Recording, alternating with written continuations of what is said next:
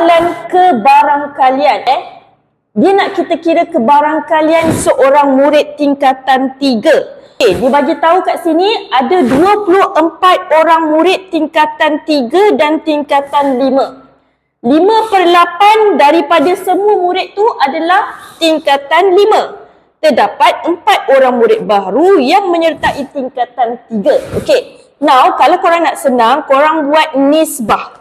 Contohnya, murid tingkatan 3 nisbah kepada murid tingkatan 5.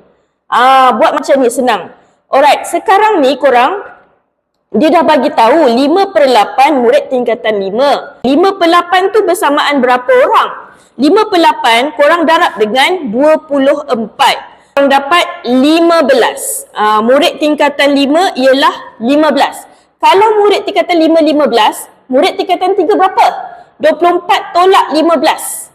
Dapat 9. Dah 9 orang murid tingkatan 3. Okey, murid tingkatan 3 kan ada 9 orang kan? Sekarang ni 4 orang murid baru tingkatan 3 menyertai kumpulan tu. So, korang kena tambah 9 orang murid tingkatan 3 ni tambah dengan 4. So, jadi 13 orang. Murid tingkatan 3 ni daripada 9 orang jadi 13 orang. Kita nak cari kebarangkalian murid tingkatan 3 yang baru, yang untuk 13 orang ni. So, kebarangkalian dia dalam pecahan 13 per dengan total murid tingkatan 3 dan tingkatan 4 yang baru. Sebelum ni total 24 orang kan? Kalau tambah dengan 4 orang jadi berapa?